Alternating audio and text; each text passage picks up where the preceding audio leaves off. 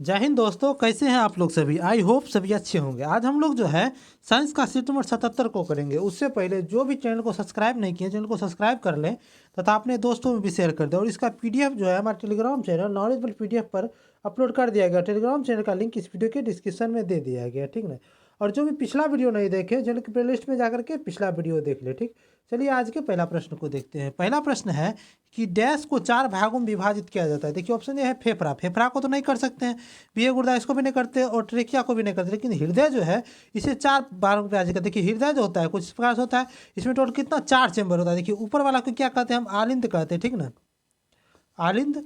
और नीचे वाला को क्या कहते हैं निलय कहते हैं, ठीक ना। जो दायां साइड है उसे दायां आलिंद, जो बायां साइड है उसे बायां आलिंद, और जो दायां साइड है उसे दायां निलय, और जो बायां साइड है उसे बायां निलय कहते हैं, ठीक। तो इसका उत्तर क्या हो गया, ऑप्शन नंबर सी हो गया। हृदय को हम 4 भागों में विभाजित किया जाता है, ठीक। चलिए अगला प्रश्न है कि निम्नलिखित में से कौन सी नलिका है जो कि दिल से निकलते हैं और शरीर के विभिन्न अंगों में रक्त का संचारण करते हैं, ठीक ना। देखिए क्या होता है रक्त का संचारण। देखिए एक होता है सीरा, ठीक, एक होता है धमनी, ठीक। सीरा क्या करता है कि ये जो है ना शरीर से जो है ना अशुद्ध रक्त लेता है, ठीक, अशुद्ध रक्त लेता है, ठीक ना, और इसे जो है ना हृदय तक पहुंचाता है, ठीक, हृदय तक पहुंचाता है। और धमनी क्या करता है, जो हृदय जो प्यूरिफाइड ब्लड होता है, जो हृदय जो शुद्ध रक्त करता है, उस शुद्ध रक्त को जो है ना ये धमनी पूरे जो है ना शरीर तक ये पहुंचाता है, ठीक। यहाँ देखिए क्या कह रहे हैं, निम्नलिखित में से कौन सी नलिका है जो कि दिल से निकलती है और शरीर के विभिन्न अंगों में। दिल से निकला है कौन, धमनी, जो कि शुद्ध रक्त को लेकर के शरीर के विभिन्न अंगों तक पहुंचाता है, ठीक ना। समझिएगा तो कौन सा होगा, तो ये धमनी हो जाएगा, जिसका उत्तर क्या हो जाएगा, ऑप्शन नंबर सी हो जाएगा, ठीक। चलिए अगला प्रश्न है कि हृदय चक्र क्या है। देखिए हृदय चक्र क्या होता है। देखिए हृदय में जब देखिए सांस लेते हैं तो उसमें क्या होता है कि हृदय में संकुचन भी होता है और शिथिलीकरण भी होता है, ठीक नहीं। इसे हम हृदय चक्र कहते हैं। तो इसका उत्तर हो जाएगा क्या हो जाएगा, ऑप्शन नंबर सी हो जाएगा। हृदय के संकुचन और शिथिलीकरण का एक चक्र होता है हृदय का चक्र, ठीक। चलिए अगला प्रश्न है कि एक व्यक्ति अपने भोजन में प्रोटीन की ज़्यादा मात्रा लेता है तो वो अधिकांशतः क्या उत्सर्जित करेगा, ठीक है। देखिए कोई व्यक्ति है जो कि भोजन में क्या कर रहा है, प्रोटीन की मात्रा ज़्यादा ले रहा है, तो क्या उत्सर्जित करेगा, तो ये यूरिया उत्सर्जित करेगा, ठीक। जिसका उत्तर क्या हो जाएगा, ऑप्शन नंबर बी हो जाएगा, ठीक।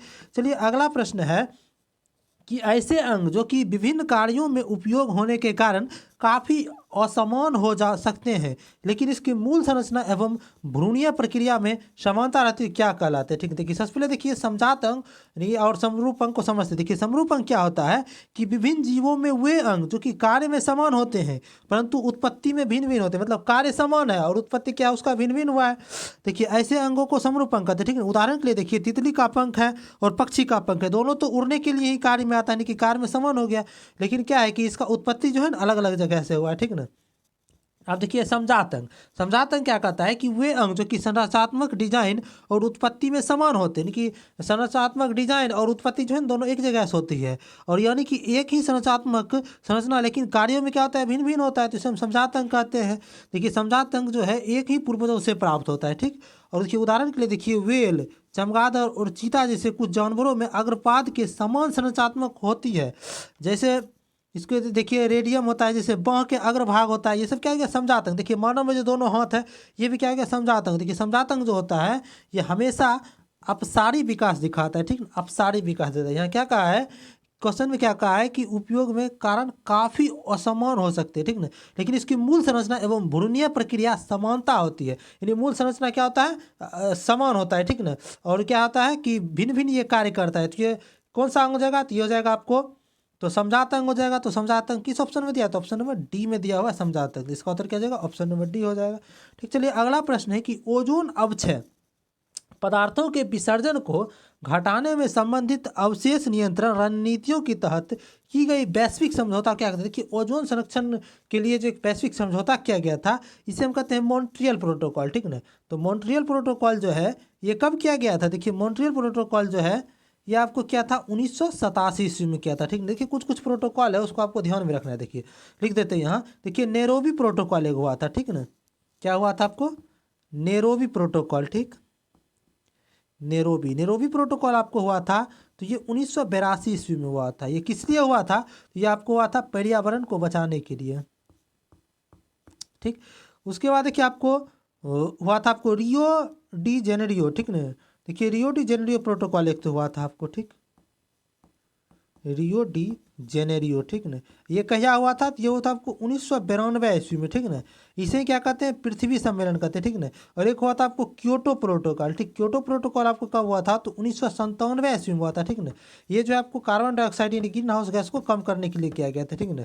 तो इसका उत्तर मार ही दिए। चलिए अगला प्रश्न है कि एनजीटी, एनजीटी का पूरा नाम क्या? देखिए एनजीटी, एनजीटी होता है आपको नेशनल,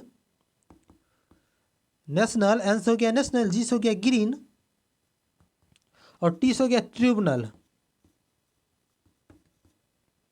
ठीक। तो किस ऑप्शन में दिया? तो ऑप्शन नंबर डी में ये दिया हुआ है, ठीक।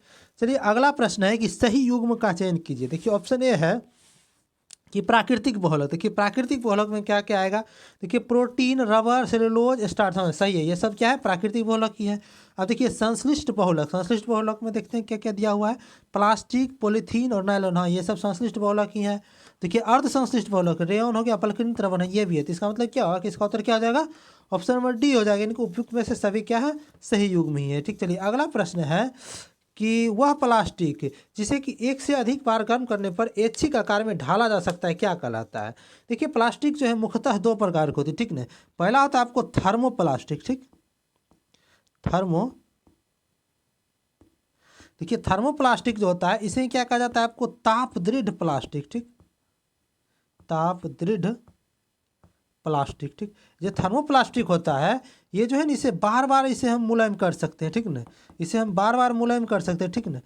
अब एक होता है आपको क्या? थर्मोप्लास्टिक हो गया। अब एक होता है आपको थर्मोसेटिंग प्लास्टिक, ठीक ना। दूसरा होता है आपको थर्मोसेटिंग प्लास्टिक। और थर्मोसेटिंग प्लास्टिक क्या कहते हैं? इसे हम उष्मीय प्लास्टिक कहते हैं, ठीक। इसे जो है ना मात्र एक बार ही मुलायम कर सकते हैं, पुनः जो है ना इसे मुलायम नहीं कर सकते, ठीक ना। तो ये देखिए क्या कहा है कि वह प्लास्टिक जिससे एक से अधिक बार गर्म करके ऐच्छिक आकार में बनाया जाता है, इनके एक से अधिक बार यानी कि बार बार किया जाता है, तो कौन प्लास्टिक हो जाएगा? तो थर्मोप्लास्टिक हो जाएगा।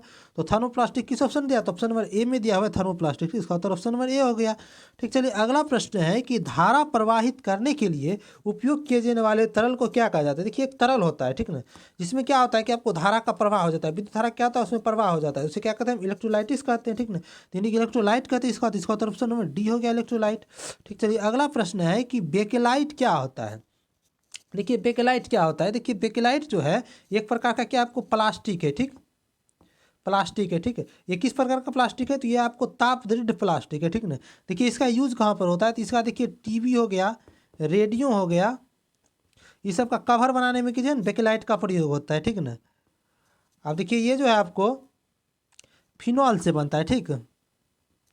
बेकेलाइट किससे बनता है? तो फिनॉल से बनता है। तो बेकेलाइट क्या है? एक प्रकार का प्लास्टिक है, तो ये क्या जगह रोधक हो जाएगा, यानी कि इंसुलेटर हो जाएगा। इसका उत्तर क्या होगा? ऑप्शन नंबर ए हो जाएगा, ठीक ना। अगला प्रश्न है कि टेफ्लॉन जो है उसका प्रयोग होता है खाना पकाने के उपकरणों में एक नॉनस्टिक कोटिंग में इस्तेमाल किया जाता है, ठीक ना। और जो इसे तारों आदि में इसकी इंसुलेशन विशेषता के कारण इलेक्ट्रॉनिक उद्योग में इस्तेमाल किया जाता है। यह एक बहुलक यानी पॉलीमर होता है जिसमें क्या होता है कि कार्बन डैश बॉन्डिंग के साथ सम्मिलित, कि इसमें क्या कह रहा है कि टेफ्लॉन जो है कार्बन के साथ जो है किसके साथ बॉन्डिंग बनाता है, ठीक है ना। टेफ्लॉन में जो कार्बन होता है वो किसके साथ बॉन्डिंग बनाता है?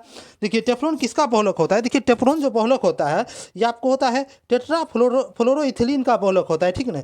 ये जो टेट्राफ्लोरोइथिलीन है इसे हम TFE भी कहते हैं, ठीक ना। और ये जो है फ्लोरोकार्बन है, ठीक ना। और इसका रासायनिक सूत्र क्या होता है कि C2F4 होता है, ठीक ना। तो ये C2F4 इसका रासायनिक सूत्र हो गया। तो ये किसके साथ बंधन बनाएगा? देखिए कार्बन, कार्बन जो है ये किसके साथ बनाएगा? तो फ्लोराइड के साथ ही बनाएगा। तो किस में दिया? तो ऑप्शन नंबर बी में इसका उत्तर दे दिया, ठीक ना। अगला प्रश्न है कि डैश जो है कि रासायनिक विशेषता एक समान होती है, ठीक ना। और निम्नलिखित में से कौन सा है जो कि समस्थानिकों का गुण होता है, ठीक ना।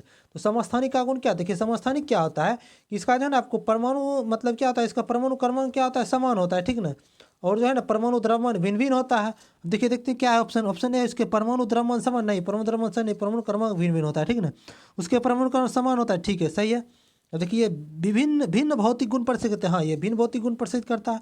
ये समान, हाँ इस दोनों का क्या होता है? समस्थानिक का रासायनिक गुण समान होता है। इसका उत्तर क्या हो जाएगा? 2, 3 और 4। देखिए किस ऑप्शन दिया? तो ऑप्शन नंबर बी में दिया हुआ है 2, 3 और 4, ठीक। चलिए अगला प्रश्न है कि किसी पिंड के अपनी माध्य स्थिति से अधिकतम विस्थापन को क्या कहता है? देखिए कोई पिंड है, ठीक, ये अपने माध्य स्थिति में, तो माध्य स्थिति का अधिकतम विस्थापन क्या कहते हैं? हम आयाम कहते हैं, ठीक। तो किस ऑप्शन में दिया? तो ऑप्शन नंबर सी में दिया हुआ है, ठीक। चलिए अगला प्रश्न है कि दोलन करते समय लोलक के गोलक का वेग शून्य कहाँ होता है? देखिए एक लोलक है, ठीक, अभी ये कहाँ पर है, तो माध्य स्थिति में, ठीक ना। जब ये दोलन करेगा तो देखिए ये एक यहाँ पर एक बिंदु जाएगा जिसे हम क्या कहेंगे, माध्य बिंदु यानी महत्तम बिंदु इसे हम कहेंगे, ठीक। ये दो जगह इसका महत्तम बिंदु होता है, ठीक ना। इस पर क्या होता है कि महत्तम बिंदु पर यहाँ पर वेग हो जाता है आपको जीरो, ठीक। तो वेग जीरो हो गया तो आपको गतिज ऊर्जा भी क्या हो जाएगा, जीरो हो जाएगा, ठीक ना। और देखिए जब ये माध्य बिंदु पर होता है तो यहाँ पर वेग क्या हो जाता है आपको, अधिकतम होता है, यानी कि महत्तम वेग होता है। तो वेग महत्तम हो गया तो गतिज ऊर्जा भी महत्तम हो गया, ठीक ना। और यहाँ पर देखिए स्थितिज ऊर्जा क्या हो जाएगा, अधिकतम हो जाएगा, ठीक ना। और यहाँ पर स्थितिज ऊर्जा न्यूनतम हो जाएगा, ठीक है। यानी क्या हो गया, माध्य स्थिति में स्थितिज ऊर्जा न्यूनतम, और जो यहाँ पर दोनों महत्तम विस्थापन बिंदु है यहाँ पर क्या हो जाएगा आपको, तो स्थितिज ऊर्जा अधिकतम हो जाएगा। देखिए हम किसके बारे में पूछा है, तो दोलन करते समय लोलक के गोलक का वेग शून्य कहाँ पर होता है। देखिए वेग कहाँ पर शून्य होता है, तो यानी कि दोनों महत्तम विस्थापन बिंदु पर, ये भी महत्तम विस्थापन बिंदु है, ये भी महत्तम विस्थापन बिंदु है, ठीक ना। दोनों जगह पर क्या हो जाएगा, वेग क्या हो जाएगा, शून्य हो जाएगा। तो इसका उत्तर क्या हो जाएगा, ऑप्शन नंबर बी हो जाएगा, ठीक। चलिए अगला प्रश्न है कि सरल लोलक की आवर्तकाल टी और गुरुत्वाकर्षण जी में क्या संबंध है। देखिए सरल लोलक का जो आवर्तकाल होता है टी बराबर क्या होता है, टी बराबर होता है आपको 2 pi root under L by G होता है, ठीक नहीं। यहाँ क्या है, 2 पाई के कॉन्स्टेंट है, ठीक ना। जब हम कॉन्स्टेंट को हटाएंगे तो क्या इसका चिन्ह लगेगा, तो समानुपाती का चिन्ह लगेगा। तो क्या हो जाएगा, टी समानुपाती रूट अंडर एल बटा जी हो जाएगा, ठीक ना। अब देखिए दोनों तरफ जब हम स्क्वायर कर देंगे तो क्या हो जाएगा, टी स्क्वायर समानुपाती एल बाई जी हो जाएगा, ठीक है ना। देखिए किस ऑप्शन में दिया है, देखिए यहाँ 1/g नहीं, यहाँ L/g होना चाहिए, यहाँ टाइपिंग मिस्टेक है, यहाँ L/g होगा, ठीक। तो इसका उत्तर क्या हो जाएगा, ऑप्शन नंबर बी हो जाएगा। टी स्क्वायर किसका समानुपाती है, तो L/g का समानुपाती है, तो इसका ऑप्शन नंबर बी सही उत्तर हो गया, ठीक। देखिए अगला प्रश्न है कि संवहन होता है किस में। देखिए जो ऊष्मा संचरण है इसमें टोटल 3 विधि होता है, ठीक ना। पहले देखिए चालन होता है पहला, ठीक। दूसरा है आपको चालन, दूसरा हो गया संवहन, और तीसरा क्या है कि विकिरण है, ठीक ना। ऊष्मा विकिरण, विकिरण हो गया, ठीक। देखिए चालन में क्या होता है कि जो है ना, इसमें जो है ना इसका कण जो है ना बिना स्थानांतरित किए हुए जो है ना इसमें ऊष्मा का संचरण होता है। जैसे देखिए यहाँ पर कोई कण है, यहाँ पर कोई कण है, देखिए ये कण गर्म होगा तो ये इसको गर्म कर देगा, और ये गर्म होगा तो इसको करते हुए पूरा गर्म हो जाता है, ठीक है। तो ये चालन प्रक्रिया किस में होता है, तो ठोस में होता है चालन का काम, ठीक है। अब देखिए संवहन क्या होता है कि इसमें क्या होता है कि इसका जो है ना कण जो होता है, कण क्या होता है, ये कण स्थानांतरित कर देता है। जैसे ये गर्म हो गया तो जैसे पानी का देखिए बूंद है, देखिए पानी है, ये पानी जो है जब देखिए नीचे वाला यहाँ गर्म हो गया, यहाँ से नीचे से टेम्परेचर दिया जाता है, तो नीचे वाला ये गर्म हो गया तो ये ऊपर चला जाएगा, ठीक है। ये ऊपर वाला नीचा चलाएगा, ऐसे ही स्थानांतरित होते रहता है संवहन में, ठीक है। तो संवहन देखिए विधि से क्या क्या गर्म होता है, तो देखिए द्रव गर्म होता है और गैस गर्म होता है, ठीक ना। और विकिरण क्या है कि विकिरण में जो है ना आपको इसमें कोई माध्यम की आवश्यकता नहीं होती, ठीक ना। और विकिरण के माध्यम से जो ना हमें सूर्य से प्रकाश जो है पृथ्वी तक आता है विकिरण के माध्यम से ही, ठीक ना। आप देखिए प्रश्न को बनाते हैं, क्या कहा है कि संवहन किस में होगा। देखिए संवहन जो है आपको किस किस में होगा, द्रव और गैस दोनों में होगा। तो इसका उत्तर क्या जाएगा, ऑप्शन नंबर डी हो जाएगा, ठीक। चलिए अगला प्रश्न है कि यदि एक द्रव को भारहीनता की स्थिति में गर्म करे तब ऊष्मा का संचरण कैसे होगा, ठीक ना। देखिए अभी तुरंत देखे थे कि जन ऊष्मा का संचरण 3 विधि से होता है, चालन, संवहन और विकिरण, ठीक ना। देखिए ऊष्मा का संचरण यानी कि द्रव को गर्म करने के लिए देखिए हम क्या क्या यूज करते हैं, देखिए संवहन यूज करते हैं, ठीक ना, संवहन यूज करते हैं। और एक देखिए चालन हो गया, लेकिन विकिरण तो देखिए किसी को गर्म करने में नहीं यूज करते हैं, ठीक ना। अब देखिए क्या है कि यहाँ देखिए संवहन विधि से गर्म होगा, देखिए यहाँ भारहीनता की स्थिति है, ठीक ना। तो भारहीनता की स्थिति का मतलब क्या होगा कि द्रव का कण एक दूसरे जगह स्थानांतरित नहीं होगा, तो स्थानांतरित नहीं होगा तो इसका मतलब क्या हो गया कि ये संवहन विधि से नहीं होगा, क्योंकि देखिए संवहन में क्या होता है कि कणों के स्थानांतरण के कारण ही गर्म हो पाता है, ठीक है। देखिए चालन आप देखते हैं, देखिए चालन हो जाएगा, ठीक है। देखिए चालन क्यों हो जाएगा, क्योंकि देखिए इसमें जो है ना कण जो है ना स्थानांतरण नहीं होता है, ठीक है। लेकिन जो देखिए पानी का कण स्थानांतरण नहीं होगा, लेकिन जो है जो बर्तन में जो होगा रखा हुआ तो वो बर्तन तो गर्म हो जाएगा ना चालन विधि से, तो इसी के कारण जो है ना ये पानी क्या हो जाएगा, गर्म हो जाएगा, ठीक है। तो इसमें किस विधि से गर्म हो जाएगा, तो चालन विधि से हो जाएगा। देखिए किस ऑप्शन में दिया, देखिए किसी भी ऑप्शन में चालन नहीं देगा, तो इसका उत्तर क्या जाएगा, इनमें से कोई नहीं, तो ऑप्शन नंबर डी हो जाएगा, ठीक नहीं। इसे किस विधि से गर्म हो जाएगा, भारहीनता की स्थिति में द्रव, तो चालन विधि से गर्म हो जाएगा, ठीक। चलिए अगला देखिए, अगला प्रश्न है कि घड़ी में क्वार्ट्ज क्रिस्टल का कार्य निम्नलिखित पर आधारित होता है। देखिए घड़ी में जो क्वार्ट्ज क्रिस्टल होता है उसका कार्य जो होता है आपको पीजो इलेक्ट्रिक प्रभाव पर होता है आधारित, ठीक है। तो इसका उत्तर कौन में दिया हुआ है, तो ऑप्शन नंबर डी में दिया हुआ है, ठीक। चलिए अगला प्रश्न है कि एक ऊष्मागतिकी प्रणाली में वह प्रक्रिया जिसमें आयतन स्थिर रहता है, तो वह प्रक्रिया क्या कहलाता है? देखिए, आयतन स्थिर रहा है, ठीक है ना। क्या कह रहा है कि एक ऊष्मागतिकी प्रक्रिया में वह प्रक्रिया जिसमें कि आयतन स्थिर अस्थाई रहता है, वह प्रक्रिया क्या कहलाती है? कि आयतन अस्थाई है। तो आयतन अस्थाई मतलब क्या हुआ कि यह सममितीय हो गया, ठीक ना। सममितीय, इसका उत्तर क्या हो गया? ऑप्शन नंबर बी हो गया, ठीक ना। देखिए, रुद्रोष्म परिवर्तन में क्या होता है कि रुद्रोष्म परिवर्तन जो है ना, आपको ऊष्मा जो है ना आपको नियत रहता है, ठीक ना। लेकिन टेम्परेचर जो है ना, ये प्रेशर का क्या होता है? समानुपाती होता है, ठीक ना। देखिए, चलिए, ये आज का अंतिम प्रश्न था। और जो भी चैनल को सब्सक्राइब नहीं किया, चैनल को सब्सक्राइब कर रहे हैं तथा अपने दोस्तों में भी शेयर कर दें। और इसका पीडीएफ हमारे टेलीग्राम चैनल नॉलेजबल पीडीएफ पर अपलोड कर दिया गया। टेलीग्राम चैनल का लिंक इस वीडियो के डिस्क्रिप्शन में तथा कमेंट बॉक्स में भी दे दिया गया, ठीक है। और जो भी पिछला वीडियो नहीं देखे, चैनल की प्लेलिस्ट में जाकर के पिछला वीडियो देख लें, ठीक है। और चैनल पर जो है आपको डेली साइंस प्रैक्टिस सेट नाम से प्लेलिस्ट बना दिया गया है, और उसमें सारा वीडियो को जो है सीरियल वाइज अरेंज कर दिया गया, ठीक है। और जो भी पिछला वीडियो नहीं देखे, वहाँ जाकर देख लें। और जिसको रिवीजन भी करना है तो वो प्लेलिस्ट में जाकर के अपना रिवीजन भी कर लें, ठीक है। तो चलिए, वीडियो में अंत तक बने रहने का धन्यवाद। मिलते हैं अगले वीडियो में।